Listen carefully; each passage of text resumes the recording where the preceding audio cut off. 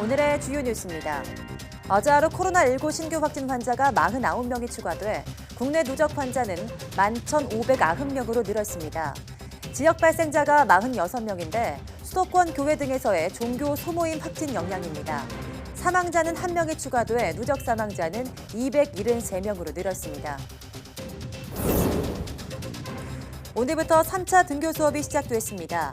고1, 중2, 초등학교 3, 4학년 학생 178만 명이 대상입니다. 다음 주 중1과 초등학교 5, 6학년 등교만 남겨둔 상황에서 정세균 총리는 아직 학교를 통한 감염은 단 한 건도 없다며 각자의 위치에서 방역 수칙을 철저히 지켜달라고 당부했습니다. 코로나19 경제 위기 극복을 위한 3차 추경 예산이 역대 최대인 35조 3천억 규모로 편성됐습니다. 한 해 3차례 추경이 편성된 것은 48년 만입니다. 3차 추경으로 국가 채무는 지난해보다 99조 4천억 원이 증가해서 840조 2천억 원이 될 것으로 집계됐습니다. 미국의 인종차별 항의 시위가 격화하면서 필라델피아 한인점포 50여 곳이 약탈당하는 등 한국인 피해도 점차 늘고 있습니다. 미국 보건당국자는 미 전역에서의 항의 시위로 코로나19 대량 발병 사태가 닥칠 수 있다고 경고했습니다.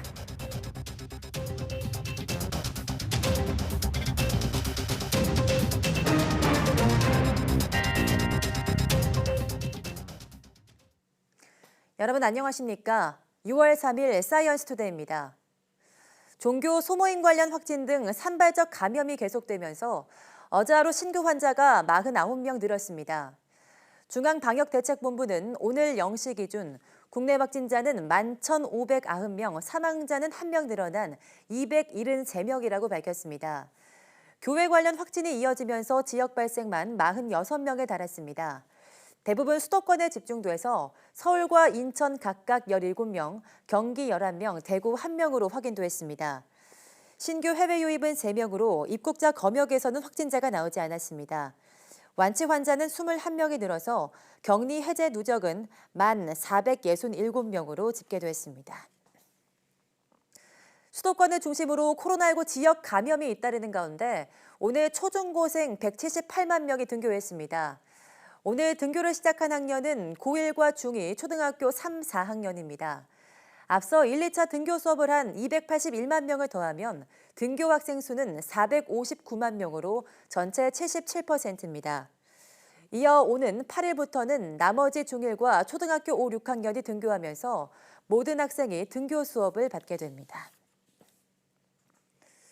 정세균 국무총리는 오늘 초중고 3차 등교 수업 시작과 관련해 학교를 통한 코로나19 감염은 아직 단 한 건도 없었다면서 각자 위치에서 방역 수칙을 지키며 학생들의 등교를 돕는 것이 바로 지금 우리가 할 일이라고 강조했습니다.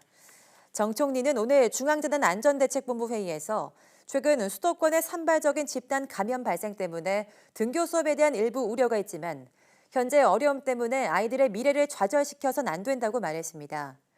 또 전쟁의 포화 속에서도 천막 학교를 운영했던 이유도 여기에 있다고 설명했습니다. 정 총리는 학원, 소규모 종교 모임을 통한 감염 사례가 이어지고 있는 만큼 운영을 자제하고 불가피할 경우 방역 수칙을 지켜달라고 당부했습니다. 코로나19 경제 위기를 극복하고 한국판 뉴딜을 뒷받침하기 위한 3차 추경 예산이 35조 3천억 규모로 편성됐습니다. 단일 추경으로는 역대 최대 규모로 한 해 3차례 추경이 편성된 것은 48년 만입니다. 보도에 오인석 기자입니다. 경제 위기를 극복하고 하반기 경기 회복을 위한 대규모의 3차 추경 예산이 편성됐습니다. 35조 3천억으로 단일 추경으로는 역대 최대 규모입니다. 지금까지 가장 컸던 금융위기 당시보다 7조 원 정도 많습니다. IMF 외환위기 때는 13조 9천억이었습니다. 한 해 3차례 추경이 편성된 것은 지난 1972년 이후 48년 만에 처음입니다. 현장에서 기업과 상인들은 위기를 버텨내기 위하여 정부 지원이 더 필요하다고 합니다. 지금 재정의 마중물과 펌프질이 위기 극복, 성장 견인, 재정 회복의 선순환을 구축하고 국가 경제에 기여하리라 판단하였습니다. 3차 추경 예산은 위기 기업 지원과 고용 사회 안전망 확충, 경기 보강 등의 중점 투입됩니다. 성장률 하락에 따른 세수 보존을 위한 세입 경정도 포함됐습니다. 구체적으로는 소상공인과 중소 중견기업 긴급자금으로 1조 9천억, 항공과 해운 등 주력 산업과 기업 유동성 긴급 지원에 3조 1천억이 투입됩니다. 또 고용유지와 직접 일자리 등 고용 안전망 강화에 8조 9천억, 저소득층과 취약계층 사회 안전망 강화에 5천억이 들어갑니다. 이와 함께 8대 할인 소비 쿠폰 등 소비 활력과 수출, 지역경제 활성화에 3조 7천억, 새로운 성장 발판을 위한 한국판 뉴딜에는 5조 1천억이 각각 투입됩니다. 한국판 뉴딜 추경은 세부적으로 디지털 뉴딜에 2조 7천억, 그린 뉴딜 1조 4천억, 휴먼 뉴딜에 1조 원이 투입됩니다. 3차 추경의 재원 마련을 위해 23조 8천억의 적자 국채가 발행되고 10조 1천억은 정부의 지출 구조 조정으로 충당됩니다. 정부는 4일 추경안을 국회에 제출하고 추경안이 확정되면 3개월 내에 추경액의 75% 이상을 집행하겠다고 밝혔습니다. YTN 오인성입니다. 전례 없는 위기에 국가 재정을 풀어야 한다는 데는 이견이 없지만 나라 빚이 너무 빨리 증가한다는 문제는 여전히 남아 있습니다. 결국 나라 돈을 쓰되 가장 효율적인 곳에 빨리 집행해서 성장이란 결실을 얻는 것이 해결책이 될 수밖에 없습니다. 김평정 기자입니다. 이번 3차 추경이 이행되면 우리나라의 국가채무는 840조 원으로 늘어납니다.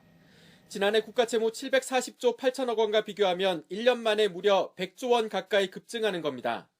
국내 총생산 GDP 대비 국가채무 비율은 지난해보다 6%포인트 넘게 올라 재정 건전성의 심리적 상한선으로 여겨진 40%를 훌쩍 넘은 43.7%에 이르게 됩니다. 정부의 목표대로 전례 없는 위기에 전례 없이 큰 폭의 재정을 풀어 성장을 이끈다면 큰 문제는 없을 수 있습니다. 국가채무 비율은 GDP로 국가채무를 나누는 식으로 계산하기 때문에 분모인 GDP를 늘려도 채무 비율을 줄일 수 있기 때문입니다. 그러나 지난해 우리나라의 GDP가 경제협력개발기구 OECD가 조사한 47개국 가운데 성장률은 44등에 그쳤고 전체 GDP 순위도 2008년 금융위기 이후 8년 만에 처음으로 2계단 밀려 내려온 점을 고려하면 이 역시 쉽지 않다는 것을 알 수 있습니다. 다른 주요 국가보다 부채 비율이 현저히 낮아 괜찮다는 시각도 있지만 지금처럼 증가 속도가 너무 빠르면 더 큰 위기가 왔을 때 재정으로 대처할 여력이 부족할 수밖에 없습니다. 우리나라에 비해서 복지 부분을 확충하면서 국가 재정이 많이 쓰였던 부분이 있음을 감안하면 단순히 지금 우리의 수준이 낮다는 데 만족할 것이 아니라 국가 부채가 빠르게 늘어나는 속도 부분에 보다 더 관심을 기울일 필요가 있는 것으로 보입니다. 우리나라의 채무 비율이 50%를 넘으면 외국 투자자들이 빠져나가 원화 가치가 하락하고 주식 매도로 이어질 가능성이 크다는 분석도 있습니다. 따라서 지금 편성한 재정을 가장 효율적으로 집행해 내수 살리기는 물론 산업 활성화를 반드시 이끌어야 한다는 지적이 많습니다. YTN 김평정입니다. 정부가 어제부터 헌팅포차나 노래방 등 밀폐된 고위험시설 8곳에 대해서 운영 자제 권고를 내렸죠. 출입자 명부를 작성하거나 실내 소독을 하는 등 방역 수칙을 지킬 때만 영업을 할 수 있는데요. 자제 권고 첫날 모습은 어땠을까요? 손효정 기자가 취재했습니다. 젊은이들이 모이는 서울 홍대거리. 헌팅포차와 유흥주점들은 그야말로 개점 휴업. 곳곳에 빈 테이블들이 눈에 띕니다. 고위험시설 운영 제한 권고 첫날, 이와 같이 평소에 손님이 붐비던 업소가 문을 닫거나 대부분 한산한 상황입니다. 주점을 찾은 손님들은 대부분 운영 제한 권고가 내려진 사실도 모르고 있었습니다. 처음에 나왔는데 3개월 정도 계속 집에 있어서 친구도 오랜만에 만나가지고 오랜만에 네 처음이요 나오는데 정부 지침에 따라 마스크와 거리 두기를 위해 한 테이블씩 건너앉는 건 필수고 손님들은 입구에서 우선 이름과 전화번호 등 출입자 명부를 작성해야 입장이 가능합니다. 전화번호는 거짓말로 하시는 분들 있는데 저희가 다 일일이 전화해가지고 확인하거든요. 유흥주점 외에도 노래 연습장, 실내 공연장과 운동시설 등 8가지 종류의 시설이 대상입니다. 방역 수칙을 안 지킨 사업주는 영업 중지를 뜻하는 집합금지 조치가 이용자에게도 300만 원 벌금이 부과됩니다. 만약에 여기서 확진자가 나오더라도 빨리 뭔가 대처를 할 수 있지 않을까? 이에 더해 오는 10일부터는 전국의 모든 고위험 시설에 입장할 때 개인정보가 담긴 QR코드를 의무적으로 찍어야 합니다. 되시면 돼요. 잠깐만요. 네, 됐습니다. 감염 우려와 점차 강화되는 이용 제한 조치로 손님들의 발길은 뚝 끊겼습니다. 전 국민을 다 하게끔 만들어주면 좋겠어요, 진짜로. 왜냐하면 특정한 데만 얘기를 하면 손님들이 올 때 거부 반응 일으켜요. 이번 운영자재 권고는 별도의 해제 조치가 있기 전까지 유지됩니다. 정부는 또 이번에 대상에 포함되지 않은 사업장 가운데서도 감염 위험도가 높은 시설을 골라 추가 대응할 계획입니다. YTN 손효정입니다. 코로나19 자가격리 지침을 어겼다가 실형을 선고받은 20대 남성이 형량이 무겁다며 항소한 것으로 드러났습니다. 의정부지법은 자가격리 조치를 어기고 2차례 무단 이탈한 혐의로 징역 4개월에 선고받은 27살 김모 씨가 지난달 29일 항소했다고 밝혔습니다. 김 씨에게 징역 1년을 구형한 검찰도 지난 1일 양형 부당을 이유로 항소장을 제출한 것으로 확인됐습니다. 김 씨는 자가격리 해제를 이틀 앞둔 지난 4월 14일 경기도 의정부에 있는 자택과 같은 달 16일 양주시에 있는 임시보호시설을 무단 이탈한 혐의로 징역 4개월의 실형을 선고받았습니다. 국내에서 개발한 코로나19 항체 후보 물질이 동물 실험에서 치료 효능을 확인했습니다. 다음 달 임상시험이 진행될 예정인데요. 치료제 개발에 청신호로 받아들여지고 있습니다. 한영규 기자입니다. 국내 제약사가 개발한 코로나19 항체 후보 물질이 동물을 대상으로 한 실험에서 치료 효능을 나타냈습니다. 확진자의 혈장에서 확보한 항체 후보 물질을 족제비의 일종인 페럿에 투입한 결과 바이러스 수가 최대 100분의 1 이하로 감소했습니다. 폐 조직 검사에서도 염증이 크게 개선돼 정상에 가까운 폐 조직 모양을 보였습니다. 바이러스에 감염된 그 족제비에다가 치료 항체 물질을 투여를 했을 때 임상 증상이 투여하지 않은 그룹에 비해서 많이 호전이 됐고, 그다음에 그 폐 조직을 봤을 때 염증 부분이 많이 개선이 된 것을 확인을 했습니다. 앞으로 족제비 실험 외에도 실험용 쥐나 원숭이 실험을 통해 항체 후보 물질의 약효성과 안정성을 평가할 예정입니다. 다음 달에는 환자를 대상으로 한 임상시험을 할 예정인데 환자가 많은 유럽 쪽 국가들과 협의 중입니다. 이제 그런 일정들이 쭉 진행이 되면 항체 치료제의 경우에는 내년 상반기에는 어느 정도 확보하는 것을 현재 목표로 해서 진행을 하고 있습니다. 항체 치료제와 함께 혈장 치료제도 개발되고 있습니다. 완치된 환자의 혈장을 투여하는 혈장 치료제는 항체 치료제보다 빠른 시기에 확보될 것으로 보입니다. 항체 치료제와 혈장 치료제 모두 중증 또는 위중한 환자들에 대한 치료제이고 발병 초기 전파력까지 떨어뜨리지는 못합니다. 감염된 환자의 상태를 호전시키고 사망자를 줄이는 효과는 있지만 코로나19 유행 자체를 꺾지는 못하기 때문에 세계 각국이 백신 개발을 목표로 치열한 경쟁을 벌이고 있습니다. YTN 한윤규입니다. 네, 이처럼 우리나라뿐 아니라 코로나19 백신 개발에 전 세계가 경쟁적으로 뛰어들고 있습니다. 국제사회에서 백신 개발의 주도권을 차지하려는 이유도 있지만 의학적으로도 지금 기회를 놓치면 백신 개발이 훨씬 더 어려워질 수 있다는 우려 때문입니다. 최소라 기자입니다. 코로나19 백신 임상시험이 한창인 미국 시애틀의 한 대형 병원입니다. 국가질병관리의 사령탑인 미 국립보건원과 제약회사가 손잡고 지난 3월부터 임상시험을 시작했습니다. 임상시험 전 필요한 동물 안전성 실험을 생략하면서 2달여 만에 1차 임상시험을 끝냈습니다.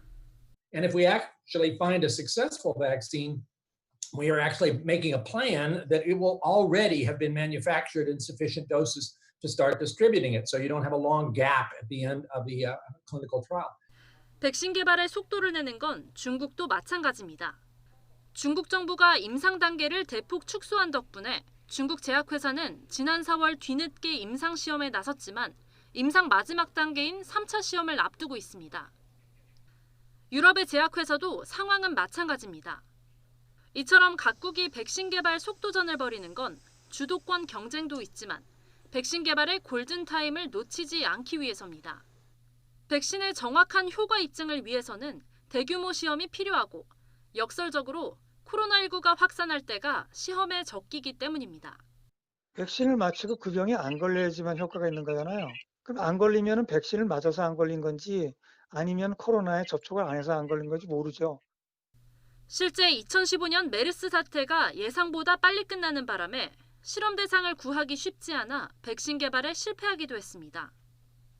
때문에 영국의 연구진과 제약회사는 백신 접종자를 의도적으로 코로나19 바이러스에 노출하는 방법까지 검토했다고 털어놨습니다.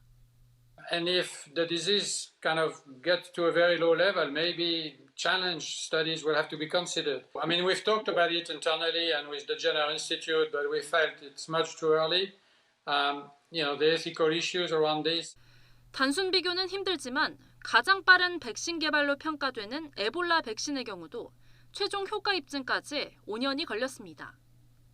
올겨울로 예상되는 2차 유행 전에 백신을 내놓을 수 있을지 우리나라를 비롯한 각국의 연구진과 제약회사들은 시간과의 전쟁을 벌이고 있습니다. YTN 사이언스 최소로입니다. 네, 여름철이면 집중폭우로 인한 산사태 피해가 우려되는데요. 기상이변에다 난개발 등으로 산사태 취약 지역이 갈수록 늘면서 산림당국의 대비책도 다양해지고 있습니다. 이정호 기자입니다. 지난 2017년 7월 하루 200mm가 넘는 폭우로 큰 피해가 났던 곳입니다. 지난해 10월 2억 5천여만 원을 들여 산사태 등 마을 주변 피해 복구와 시설 설치를 마쳤습니다. 그 집중호우로 토사출 피해가 발생했습니다. 그래서 2차 피해를 예방하고자 저희가 사방댐 그리고 기술막이를 설치해서 저희가 국민의 생명과 재산을 보호하기 위해서 사업을 추진하게 되었습니다. 이처럼 산사태 위험이 있는 취약지역은 전국에 모두 2만 6천여 곳, 해마다 10%가량 늘고 있습니다. 최근 10년간 우리나라 산사태 피해 면적은 연평균 226헥타르, 매년 5명 이상이 목숨을 잃었고 재산 피해도 급증하고 있습니다. 기상이변에 따른 집중폭우와 함께 산지, 난개발이 늘고 있는 데다 풍력과 태양광 발전시설이 확산하면서 산사태 취약지역도 전국적으로 늘고 있는 겁니다.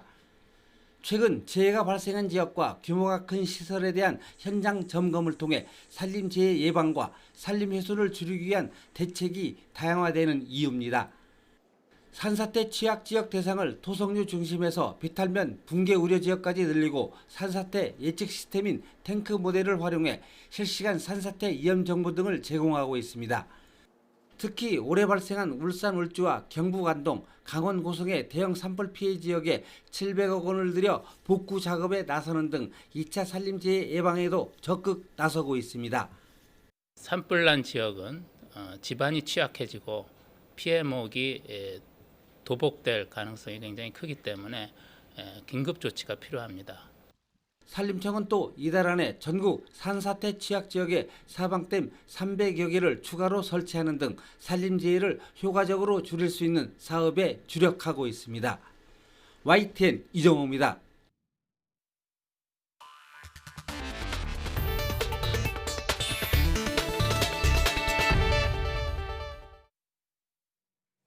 네, 미국 백악관이 인종차별로 촉발된 시위 장소 주변에 쇠 울타리를 설치하고 주변 도로를 통제하면서 보안 강화에 나섰지만 시위는 끊이지 않고 있습니다. 수십 년 만에 야간 통행 금지에 들어간 뉴욕시에서는 밤사이 오히려 약탈과 폭력이 심해지면서 통금 시간을 더 늘리기로 했습니다. 워싱턴 강태욱 특파원의 보도입니다. 수도 워싱턴 DC에서 시위 장소가 된 백악관 정문 앞의 라파예트 광장입니다. 이렇듯 2.5m 높이의 쇠철장 담벼락이 등장했습니다. 공원을 가로질러 백악관에 이르는 길을 아예 차단하기 위한 조치입니다. 여기에 주변 도로도 통제에 들어갔습니다. 백악관과 시위가 열리는 광장 접근을 막기 위한 겁니다. 하지만 오후 들어 시위대는 어김없이 등장했습니다.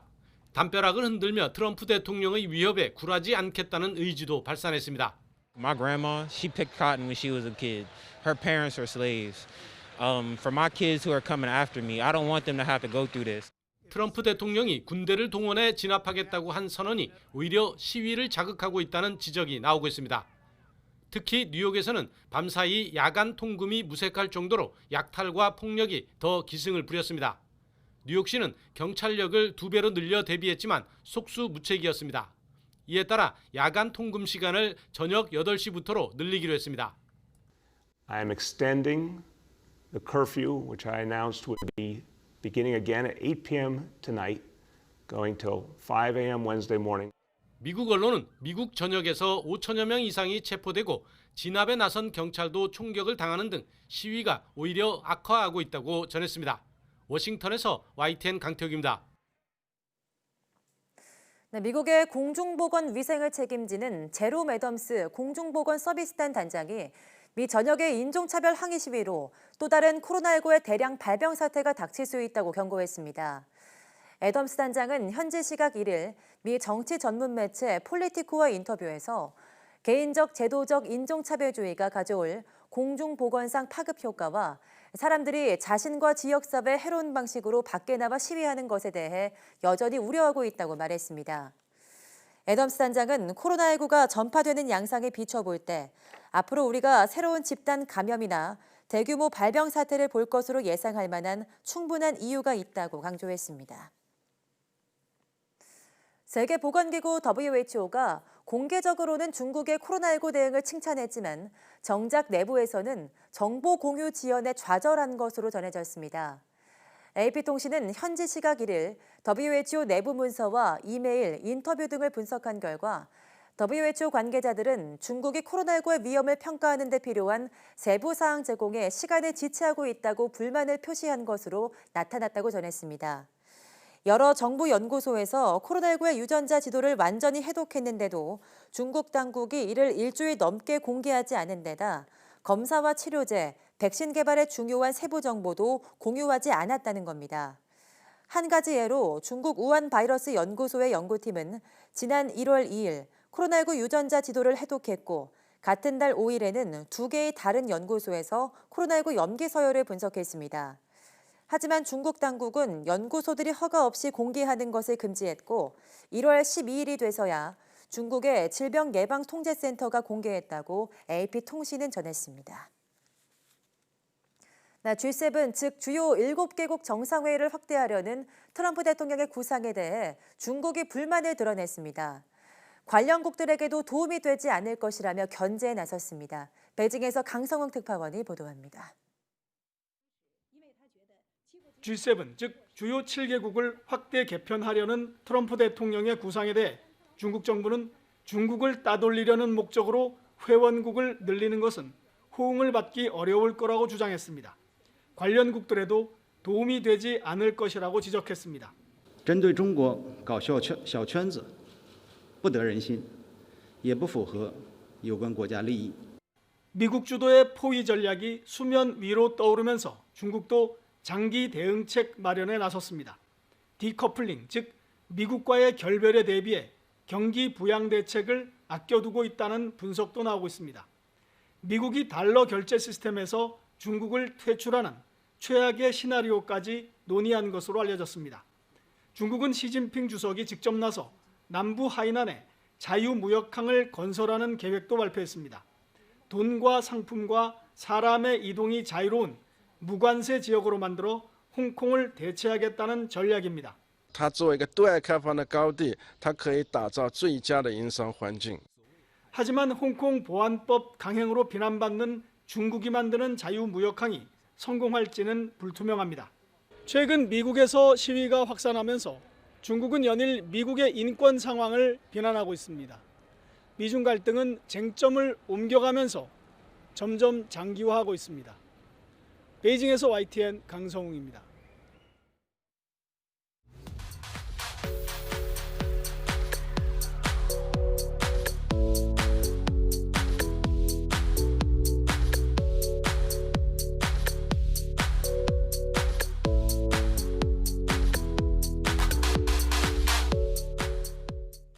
네, 오늘부터 178만 명의 학생들이 석 달 만에 학교에서 수업을 듣게 됐습니다. 하지만 소규모 집단 감염이 계속되면서 학부모들의 우려는 여전합니다. 우리 모두 방역 수칙을 철저히 지켜서 학교의 안전한 울타리를 쳐줘야 하겠습니다. 함께해 주신 여러분 고맙습니다.